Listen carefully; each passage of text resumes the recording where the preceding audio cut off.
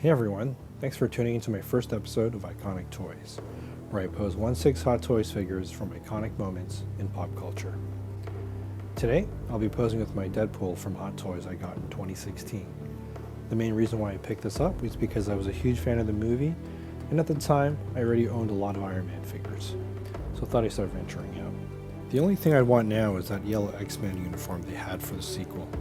I really should have held out. I want to point out, I will not be going in depth showing you how to pose the figure. To me, all the fun is in the discovery and figuring it all out. Once you understand how it can articulate, you can design that iconic pose. It goes without saying, but always read the instructions first before busting out your figure for the first time. Overall, I really wanted to make these videos to show how much fun you can have posing and inspire you guys out there to do the same. As we go along, I'll be pointing out things to watch out for and to keep in mind when posing. Let's lock and load on the first pose.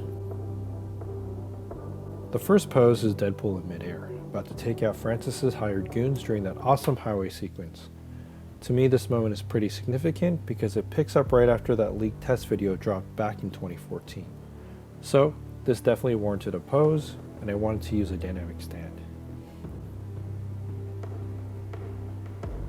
The second pose is from the sequel when Deadpool announces to the group they'll be called X-Force while crossing his arms.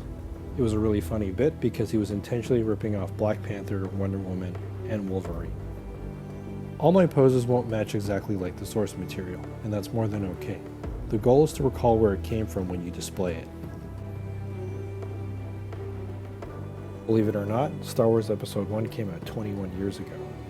And I really wanted to do a Darth Maul pose of him busting out that double-sided lightsaber. The first time I saw that moment was in the movie trailer, and that scene literally felt like the equivalent of when Cap picked up Mjolnir in Avengers Endgame. It was a huge deal at the time. For Deadpool, I made it into a double-sided katana instead. I just used little black electrical tape to keep them together. Our next pose is from that famous scene in Flashdance. The only reason why I picked this was because they spoofed it in one of the movie posters. Now here's Deadpool acting out that water scene. The figure can't bend so much, but I thought it'd be fun to try this pose. For the chair, I just grabbed it from my Joker DX11. Our next pose is from that intense scene from Tarantino's first movie, Reservoir Dogs, where Mr. White and Mr. Pink are at a standoff. I really wanted to use a second figure for this pose, and this came to mind. I just used Rocket as the stand-in because he felt like the closest thing I had to Mr. Pink. The final pose is a props pose, where I like to give a shout out, acknowledgement to an artist, creator, or group of people that have made a contribution to this character. Here's New Mutants number 98, and I posed Deadpool from his very first appearance.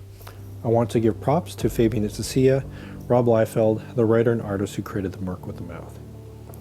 Thanks so much for tuning into my first episode of ICONIQ Toys. If you have any ideas of poses from pop culture moments you'd like me to try, anything I can improve on in this video, please share it in the comments below. Please follow me on Instagram at iconiq.toys for updates and poses. If you enjoyed this video, please hit the thumbs up and subscribe.